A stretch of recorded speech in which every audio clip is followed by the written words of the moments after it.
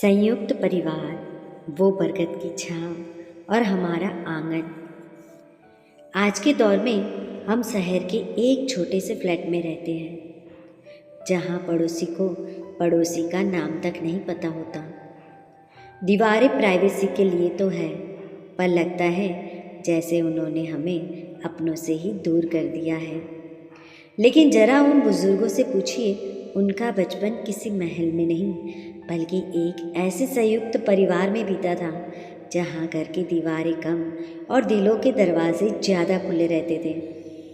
पहले के लोग इसलिए खुश थे क्योंकि उनके पास सुनने वाले कान और समझने वाले दिल ज़्यादा होते थे। वो दुख भी बांट लेते थे और सुख भी बांट लेते थे। तो दोस्तों, चलिए उस पुराने आंगन में हम दोबारा चलते हैं। वो बरगद की छाँव और हमारा आंगन, आज की दीवारें और कल का खुला आसमान। आज के दौर में हम फ्लैट में रहते हैं, जहाँ पड़ोसी को पड़ोसी का नाम नहीं पता होता। लेकिन उन बुजुर्गों से पूछिए, उनका बचपन किसी महल में नहीं बल्कि एक ऐसे संयुक्त परिवार में बीता था जहाँ घर की दीवारें कम और दिलों के दरवाजे ज़्यादा खुले रहते थे। पहले के लोग इसलिए खुश थे क्योंकि उनके पास सुनने वाले कान और समझने वाले दिल ज़्यादा होते थे।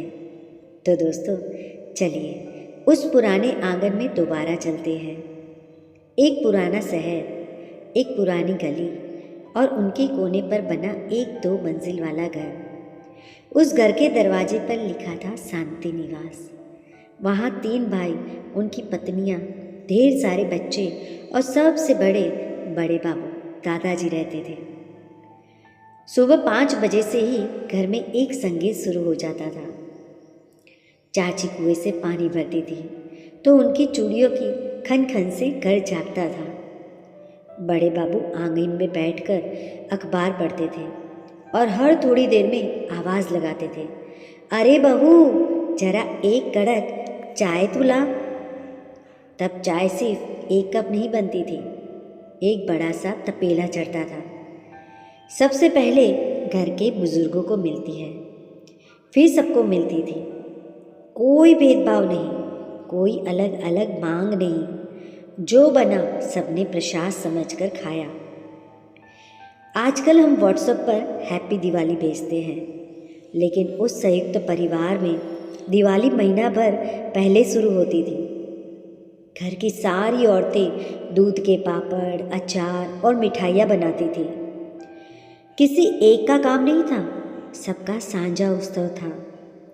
बच्चे नए कपड़ों के लिए नहीं, बच्चे इसलिए खुश होते थे क्योंकि उन्हें अपने चचेरे ममेरे भाई बहनों के साथ रात भर जागने का मौका मिलता था। एक बार घर के सबसे छोटे भाई काका को व्यापार में बड़ा नुकसान हुआ। वो टूट चुके थे, कमरे में बंद हो गए। लेकिन संयुक्त परिवार की ताकत तो देखिए।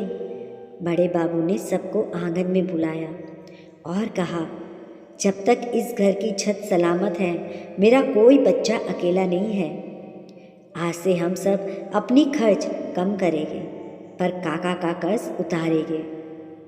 वहाँ किसी ने सवाल नहीं उठाया कि मैं क्यों दूँ। सबको मिलकर मुश्किल को हरा दिया।